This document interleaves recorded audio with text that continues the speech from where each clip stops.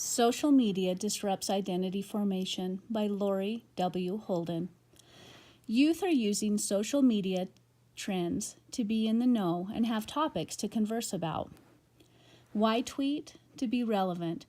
Teens use social media to know the latest styles in makeup, clothes, music, and entertainment, sports scores and gameplays, to follow celebrity lifestyles and gossip, to follow video game trends, new releases and updates, and to know the latest challenges to try, such as the Ice Bucket, Lemon Squeeze, and Tide Pod.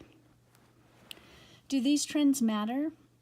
Values were once taught and reinforced by home, school, and community. Now, values are disseminated by a global community.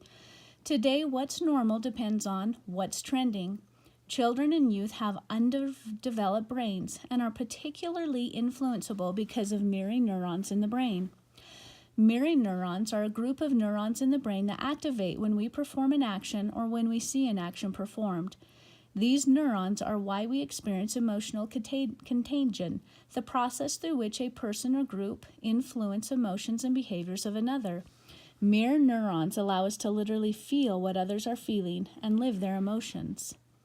Repeated exposure to images and new stimuli influence the neural pathways of the brain. When we see behaviors, we repeat them. What behaviors on social media are worth repeating? Social media does little to develop a sense of self-efficacy. Social media trends focus on others' actions, opinions, feelings, and mistakes. All of these are outside our ability to control. This leaves the viewer with a sense of helplessness. Identity formation requires healthy mirrored behaviors where an individual feels competent and self-directed. Youth must have the opportunity to gain training, be mentored, and exercise leadership roles. Youth must have a safe space to connect face-to-face and practice these skills with one another. Social media lacks real-life application to form true identity. If social media lacks positive role modeling, why do we keep using it? Because our brains tell us to. The first time we observe an image or behavior, a new neural pathway is created to process the information. The second time we see the image, it travels the same route. This process deepens and strengthens the neural pathway in a process called myelination. This is how pleasure chemicals are released in the brain, reassuring continued observance. That is why we feel compelled to check our phones, tweets, texts, and emails. We get pleasure from technology use instead of real-life connections. Using technology releases chemicals in the brain that hijack pleasure senses once released for normal developmental tasks. Identity formation requires practice.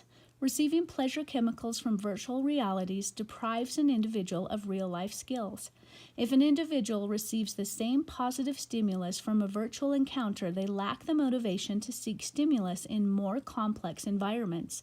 For example, carrying a Snapchat streak instead of talking face-to-face and actually dating. In order to form an identity, one must practice ideologies in various social contexts. Ideas, interpersonal relationship skills, and communication skills are developed by interacting with others and repeated practice. Virtual reality allows one's ego to go unchallenged and therefore undeveloped. 4 areas of identity, according to Marcia. Identity diffusion. This is low commitment to a particular identity, low motivation to explore different identities. Identity foreclosure. Committing to an identity prematurely. This occurs when there is no exploration and little challenge to one's ideology. Identity moratorium is active exploration and low commitment to a particular identity. This is a healthy process to practice many ideologies and challenge values. Finally, identity achievement. Active identity exploration undertaken and identity achieved after practice and ego challenges overcome. Conclusion? In order for an adolescent to achieve identity, they must actively explore different ideologies and challenge their ego and preconceived value systems. After practice and exploration, identity can be achieved.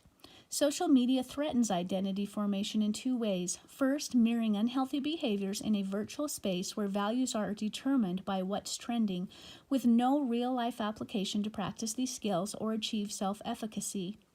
Second, identity formation is threatened by lack of motivation to explore, as chemicals once released only through real-life interactions are now released for virtual clicks, tweets, pokes, and streaks.